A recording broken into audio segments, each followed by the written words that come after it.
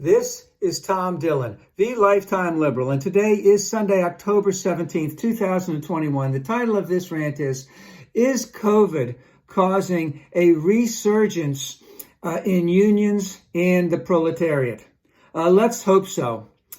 So capital itself has increased dramatically in the time of COVID. We know that our rich billionaire friends, the few of them, 20, 30, whatever, have increased their net worth by over $1 trillion during COVID.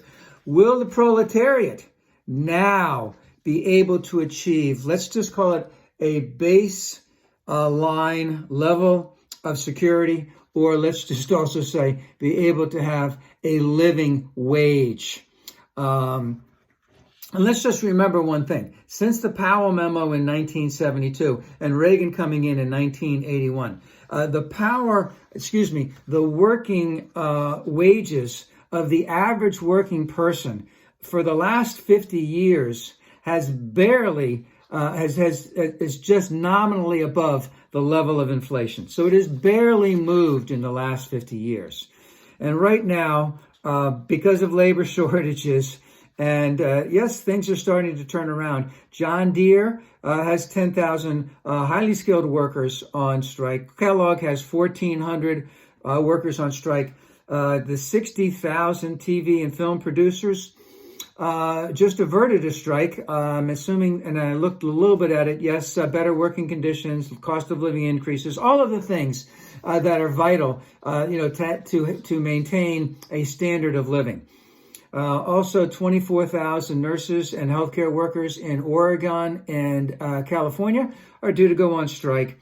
So we're basically seeing that hopefully more wages, more income, a better standard of living are going to, let's just say, the average working American and not going towards capital, so to speak.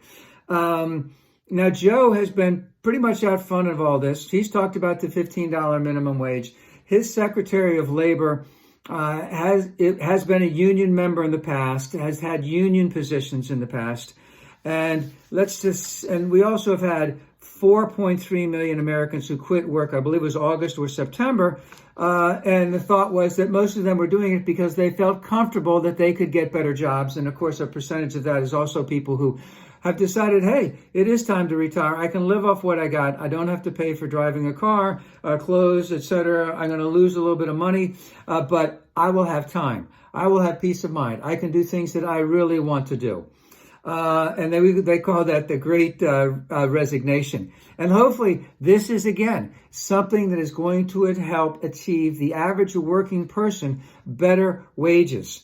And right now, 65% of all Americans are pro-union, are favor unions, and that includes 45% of Republicans. So, of course, the Democrats are way up there. And this has been the highest it has been till 2003. But, change takes time.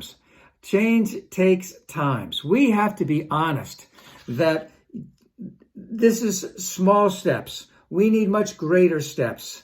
And we need to, this can take years as we direct more power from capital to the proletariat.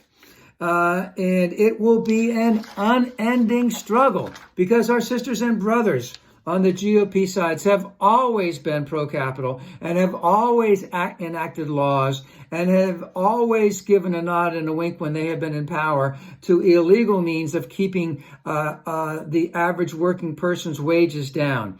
It'll be an unending struggle. But let's just hope that COVID, with the labor shortages, the great resignation, that we will see a resurgence in labor, in the proletariat, and in unions.